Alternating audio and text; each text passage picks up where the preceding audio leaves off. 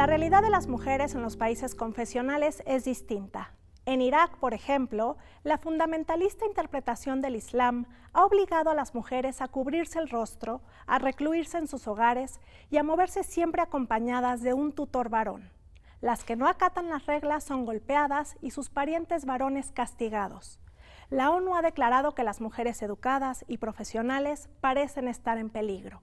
Es el caso de Samira Saleh al-Nuami, una conocida abogada de derechos humanos de Mosul. Ella litigaba en los tribunales en nombre de los más débiles y nunca hubo amenaza que le hiciera enmudecer.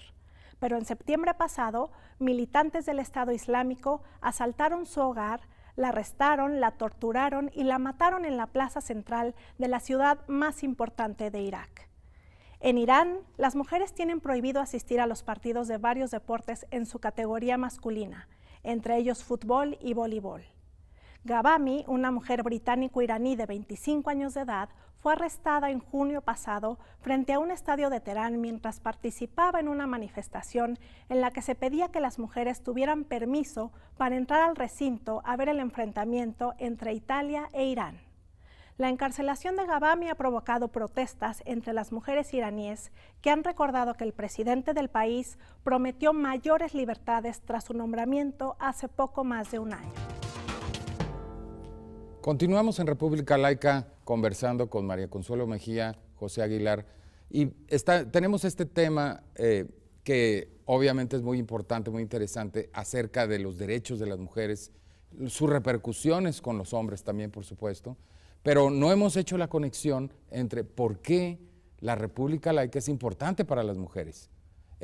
Obviamente hay una relación con el hecho de que las religiones, sobre todo las religiones tradicionales, las religiones patriarcales, han impuesto un rol a las mujeres, pero no sabemos en qué medida la llegada de la República Laica rompe o puede romper, establece las condiciones para romper con ese esquema. María Consuelo, tú que eres una experta en estos temas, dinos, ¿cuál es tu opinión? Quiero retomar el tema de la sacralización del rol femenino, ¿no?, que hace la Iglesia Católica, específicamente en el caso de México y de América Latina, diría yo.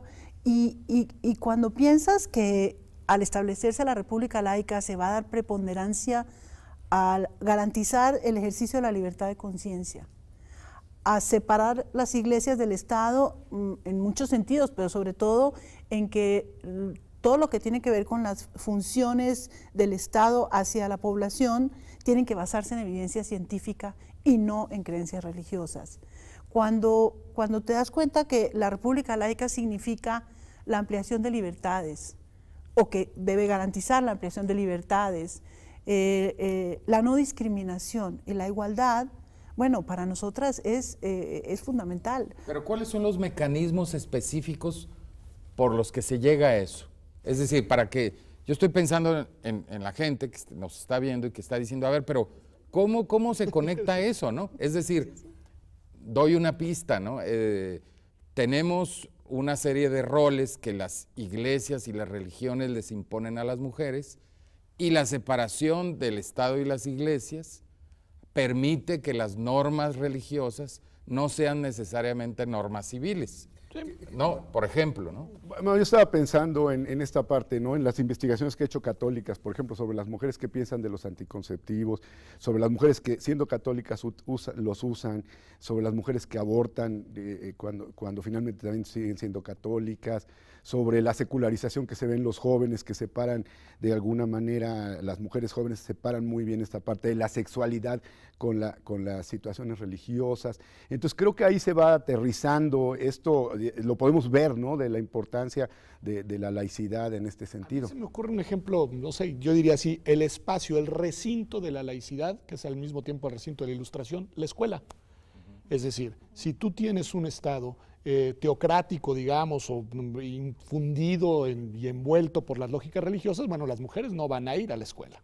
Las mujeres van a estar en casa y los únicos que van a recibir. En cambio, si tú tienes un Estado laico, vas a tener una política educativa en la que desde la integración de las aulas vas a tener este mundo mixto de convivencia hombre-mujeres, pero también los conocimientos que van a adquirir las mujeres van a ser los mismos que los hombres, y la manera de visualizar su posibilidad de proyección en la vida va a ser la misma.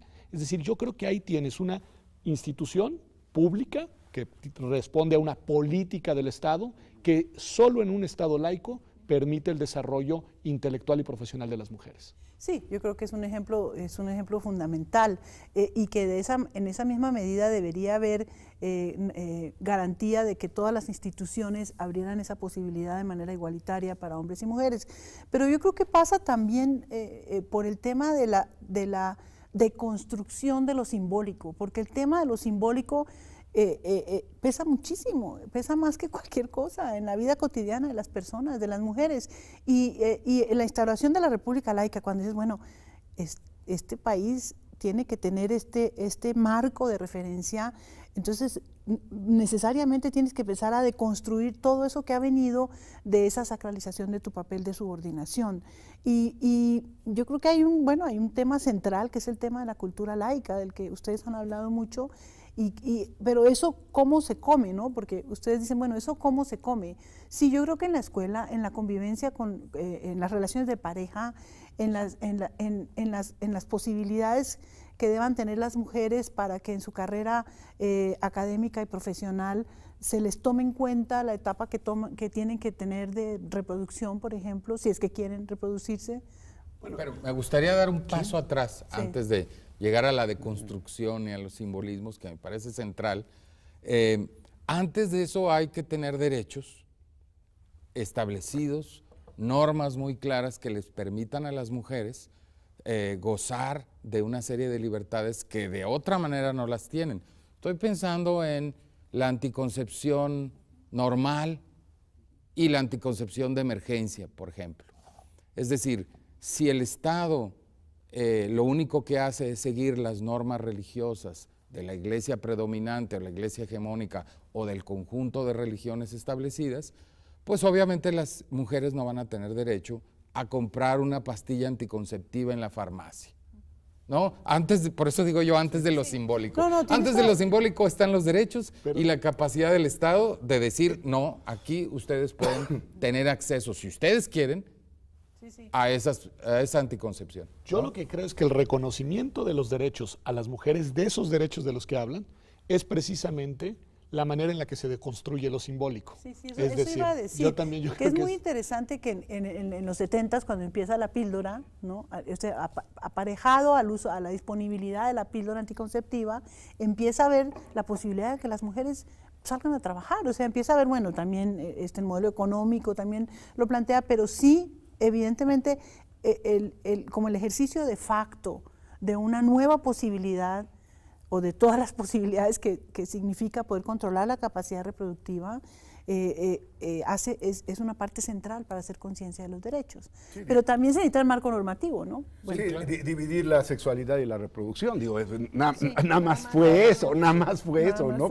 Cómo la mujer puede de todo modo decidir si una relación sexual tiene que ver con una reproducción o no. Que eso empieza como una parte de un derecho en ese planteamiento, cómo el anticonceptivo toma esa fuerza simbólica y real, ¿no? Me acordaste de una cosa que no hemos mencionado, que es central, el control de la vida de las mujeres, que no estoy tan segura si todas las iglesias, por lo menos la católica, hace es a través de la vida sexual, es el control de la sexualidad, por eso esta obsesión con el tema de la sexualidad, que ha sido la parte, digamos, ha sido que en la práctica, en esto que está planteando Roberto, en que los estados garanticen la disponibilidad y el acceso a los métodos para poder controlar la reproducción, sea uno de los temas centrales que obstaculiza el lobby de la Iglesia Católica. Si a mí, digo, de una manera, estoy simplificando mucho, pero si ustedes me dicen, a ver, intenta en un símbolo identificar en dónde se encuentra la negación de lo que propone la laicidad para las mujeres, yo les diría en el burka.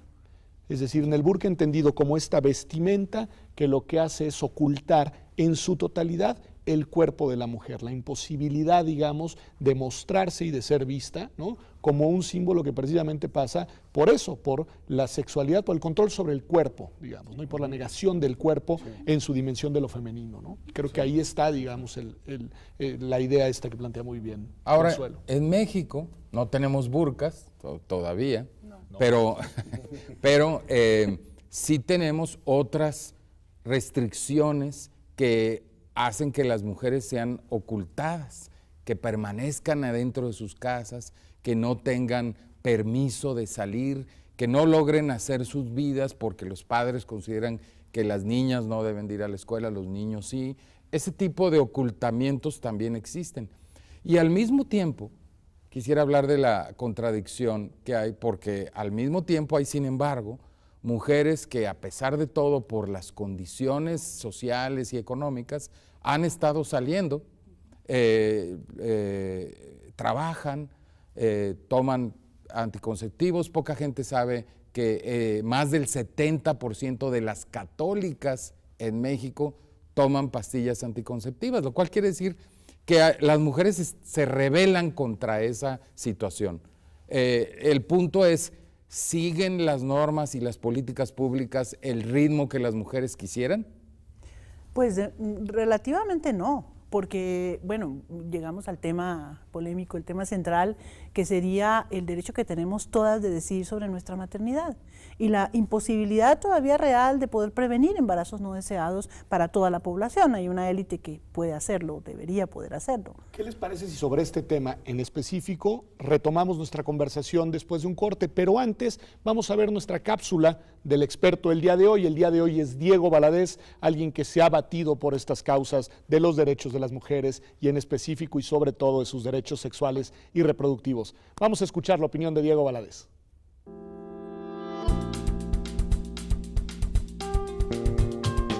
Hay otros aspectos que sí son de fondo, particularmente los que se refieren a los derechos reproductivos de la mujer.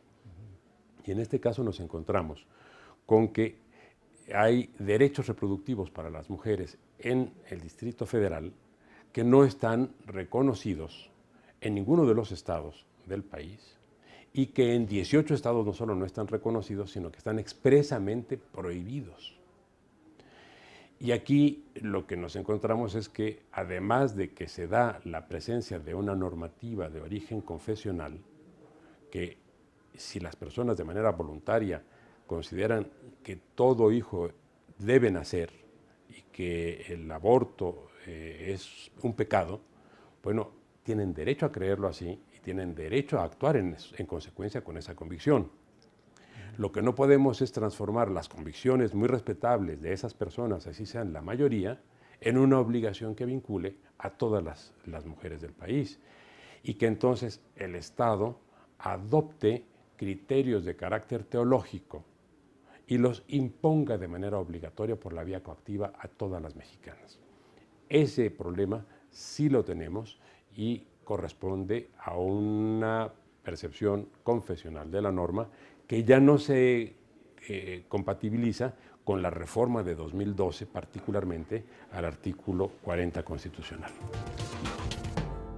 Pues ahí tiene, como puede ver, Diego Valadez no solo está en sintonía con nosotros, sino que nos da el pie para regresar aquí al foro a hablar precisamente del tema de los derechos sexuales de las mujeres y la República Laica. Quédese con nosotros que ya volvemos.